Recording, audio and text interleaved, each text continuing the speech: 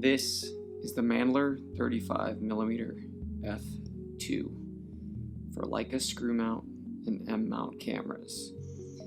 This is an affordable lens inspired by one of Leica's most legendary 35mm lenses, the King of Bokeh. And now that I've had the chance to put several rolls through it, I want to focus less on the specs and more on the everyday, real-world shooting with this lens. So this is an affordable 35mm lens that is inspired by Leica's King of Bokeh. This lens comes in M mount and LTM Leica screw mount, and that's the one I got because I have a Canon 7S and that is Leica screw mount lens or Leica thread mount lens.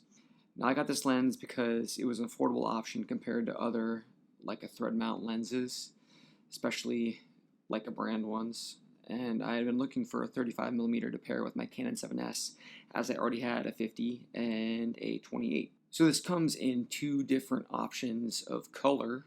You can get the chrome plated brass for just under $600 in both the mounts, and you can get this one, the black chrome, for just under $400 in both mounts. Although lately it's been a lot harder to get the LTM version as they haven't had it in stock. When I got it, I had to reach out to them specifically over Instagram, and the customer service hooked me up with a link to get this in the LTM mount. Now, I previously did an unboxing video because I wanted to get the awe and wonder of doing my first unboxing video. And when I first opened up this lens, I was extremely shocked at just how small this lens really was. It's pretty tiny, as you can see.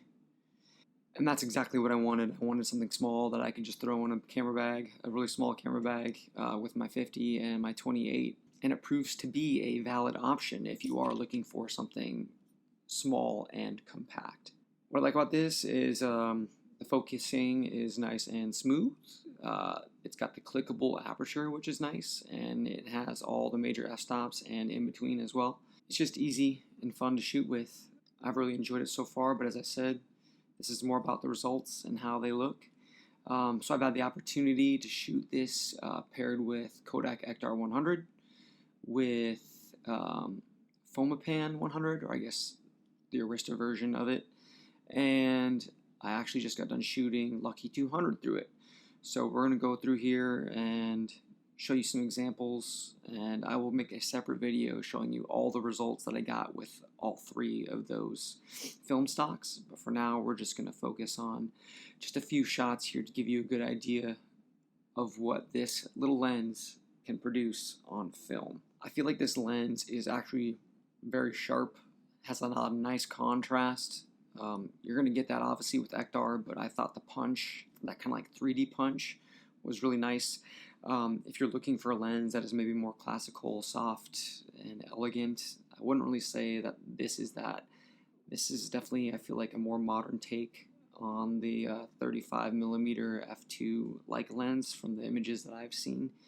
But that's what I kind of want. I want that contrasty, punchy kind of look with my film images. I definitely have the lenses that are a little bit more soft and elegant looking, and it definitely is a look if that's what you're going for, but I do appreciate this, especially in the black and white photos, just how punchy and contrasty the images look. Like I said, I only have shot this on film cameras because I don't have a digital like M mount, so I can't really speak a whole lot about that, but I have really enjoyed the look on 35mm film, and now I'm looking forward to maybe trying this lens out on like a 400 speed film to see how the grain looks. But the grain is very pleasant and appealing, I feel like, so far with what I've shot in the 100 and 200 speeds. As I just said, I really like how this lens renders with black and white film. I feel like the images just really pop, and it really has that kind of that look. I don't know how to even describe it, just like sharp, punchy, and just contrasty, which I love. So I would say if you're in the market for 35mm film lens, I would say this is an excellent option.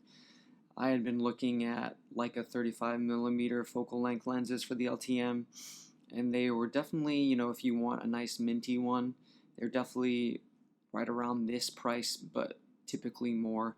And the fact that I got this lens for right around, I think it was $375 when I purchased it, I would say that's pretty affordable in comparison to a lot of other lenses that are about the same quality as this one.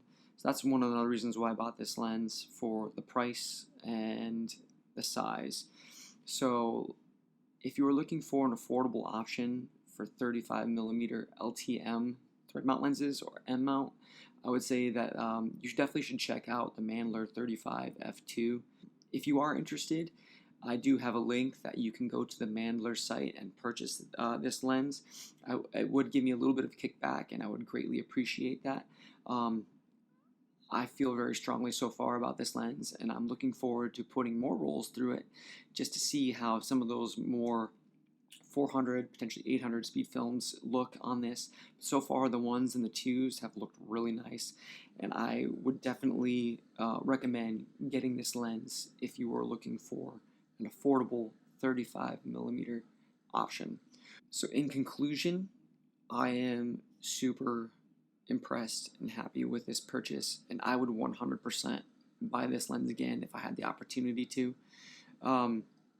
I typically like the more chrome looking lenses on the camera that I have, but I bought the black one because of that classic look, and it was just cheaper, so I figured, heck, why not?